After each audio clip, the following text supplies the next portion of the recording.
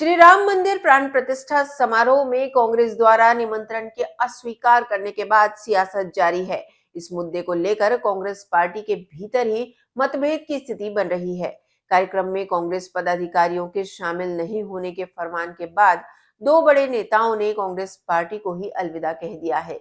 इस बीच मध्य प्रदेश से कांग्रेस के राज्यसभा सांसद विवेक तनखा ने राम मंदिर प्राण प्रतिष्ठा समारोह को लेकर बड़ा बयान दिया है। उन्होंने कहा है कि 22 जनवरी के बाद मैं राम मंदिर जरूर जाऊंगा। कांग्रेस सांसद तनखा ने कहा कि राम मंदिर के उद्घाटन पर कोई विवाद ना हो, यह सरकार की जिम्मेदारी है। सरकार चारों शंकराचार्य की बातों को सुनकर चलती तो अच्छा होता। कांग्रेस ने किसी को राम मंदिर जाने से नहीं रोका है। मैं खुद इस मामले में स्वामी स्वरूपानंद का वकील था। न्याय यात्रा को लेकर कहा कि राहुल गांधी की न्याय यात्रा कोई चुनावी यात्रा नहीं है। वहीं वरिष्ठ अधिवक्ता और राज्यसभा सांसद विवेक कृष्ण तनखा ने लाइव स्ट्रीम को लेकर कहा कि वह न्यायालय में लाइव स्ट्रीम का हमेशा पक्ष लेते हैं। जहां न्यायालय की कार्रवाई को जनता के बीच तक पहुंचना चाहिए, इसके लिए लाइव स्ट्रीम जरूरी है। वहीं राज्यसभा सांसद अधिवक्ता विवेक कृष्ण तनखा ने मध्य प्रदेश की मोहन यादव की सरकार और मुख्यमंत्री के लिए भी बयान दिया है। उन्होंने कहा कि इन्वेस्टर सबमिट से अच्छा है कि क्षेत्र की जरूरत के हिसाब से सरकार कार्य करे और क्षेत्र में जिस प्रकार का कार्य हो सकता है उसको लेकर सरकार आगे काम करे। जबलपुर समेत महाकौशल में पर्यटन के पर्याप्त स्थान हैं। इन स्थानों में दूर दूर से पर्यटक आते हैं। जबलपुर समेत महाकौशल में पर्यटन के क्षेत्र में कार्य किया जाना चाहिए। जबलपुर से वाजिद खान की रिपोर्ट।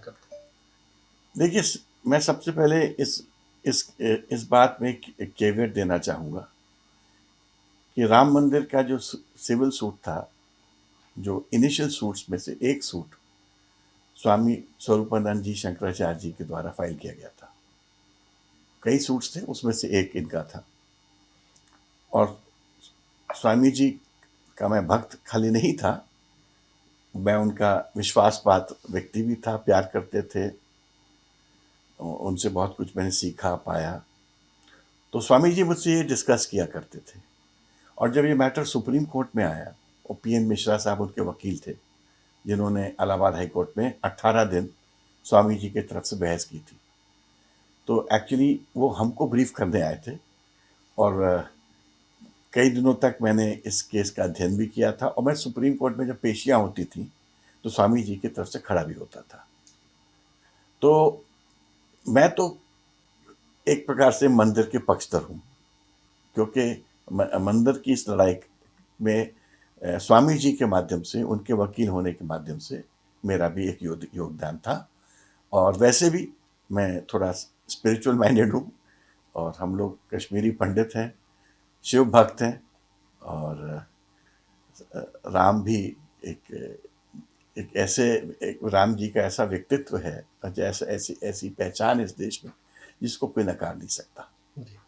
लेकिन सर, जो प्राण प्रतिष्ठा समारोह को लेकर विवाद की स्थिति हो रही है, देश में दो फाड़ या हम कहें कि विभाजन जैसी स्थितियां पैदा हो रही हैं, इन स्थितियों को देखकर क्या कहें?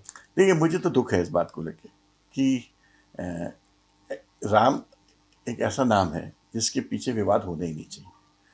और सरकार की भी जिम्मेदारी थी कि विवाद ना हो।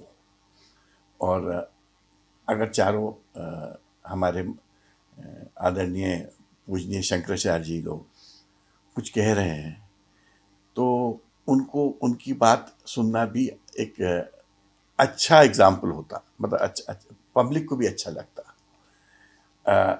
मगर राम मंदिर एक वास्तविकता हो गई है। 22 तारीख को उसका लोग प्राण प्रतिष्ठा होगी, और मंदिर शायद अभी कंप्लीट भी नहीं हुआ है, जिसको लेके अपने चारों पूजनीय शंकराचार्य जी का ऑब्जेक्शन है। तो सरकार को ये ज़रूर उनकी बात सुननी चाहिए थी, उनको उनकी सहमति के साथ ये करना चाहिए था। और सहमति के साथ करते तो इसका और बड़ा भव्य रूप इस देश में सामने आता। बट जहाँ तक मेरा सवाल है, मैं राम भगवान का मंदिर की स्थापना हो रही है, उसकी शुरुआत हो रही है, मैं तो पूरे श्रद्धा के साथ नमन करता हूँ। स्ट्रीमिंग का पक्षधर हूँ। जब कोई नहीं लाइव स्ट्रीमिंग के लिए तैयार था, तब मैं देश में लाइव स्ट्रीमिंग की बात किया करता था। मैंने इस बात को पार्लियामेंट में भी उठाया है, मैंने इस बात को पार्लियामेंट की कंसल्टेटिव कमेटी की मीटिंग्स में भी उठाया है, जिसमें जस्टिस सेक्रेटरी के मिनिस्टर और तमाम अधिकारी लोग रहते थे। और मैंने सुप्रीम कोर्ट में भी ये बात उठाई है जब हमारी चीफ जस्टिस ऑफ इंडिया और जजेस से मीटिंग्स हुई थी। और सबसे खुशी की बात यह है कि चीफ जस्टिस ऑफ इंडिया खुद लाइव स्ट्रीमिंग के पक्षधर हैं और वो खुद मॉनिटर कर रहे हैं कि कौन कौन से हाई कोर्ट्स लाइव स्ट्रीमिंग कर रहे हैं या नहीं कर रहे हैं, और कौन कौन से जजेस लाइव स्ट्रीमिंग बंद कर देते हैं। आपको नहीं मालूम है, बहुत सारे जजेस ऐसे हैं जो क्वाइटली लाइव स्ट्रीमिंग को बंद कर देते हैं कि वो नहीं चाहते कि लोग उनकी कोर्ट की चीज़ें देखें। तो चीफ जस्टिस ऑफ इंडिया इस पर नज़र रखे हुए हैं और बार को भी इस पर नज़र रखना चाहिए। जो लोग लाइव स्ट्रीमिंग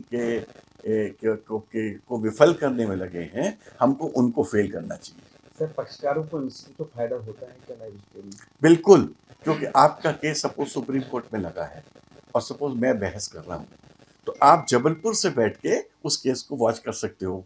दो चीज़ें, उस केस में आपके वकील साहब ने बहस कैसे की, पहले आपको कुछ नहीं पता चलता था। लाइव स्ट्रीमिंग से आपको घर बैठे पता चल जाता है कि आपके केस की बहस कैसी हुई, क्योंकि आप सुन रहे हो। और दूसरा, उसमें फैसला क्या हुआ, उसी वक्त जो भी फैसला होता है वो आपके सामने आ जाता है। और आजकल वैसे भी फैसले with in by evening internet पे लोड हो जाते हैं, इंटरनेट के थ्रू जो प्लेटफॉर्म्स हैं उस पर लोड हो जाते हैं। तो एक नए युग में हम आ चुके हैं, एक जुडिशरी का एक नया युग आ चुका है और चंद्रचूड़ साहब उस नए युग के एक चेहरे हैं। और मैं तो चाहता हूं कि ये नए लोग, ये नए पहचान के साथ इस जुडिशरी को नए युग में ले जाएं, बिकॉज जुडिशरी नहीं तो एक बड़ी पुरानी फॉसिलाइज संस्था है जो अपने पुराने सिस्टम से हटने में बहुत मुश्किल करती है। मतलब जुडिशरी को चेंज करना इजी नहीं है। तो एक इट्स ओनली जब यंग चीफ जस्टिस आएंगे, नए विचारों के लोग आएंगे, तब जुडिशरी में आप चेंजेस देखेंगे।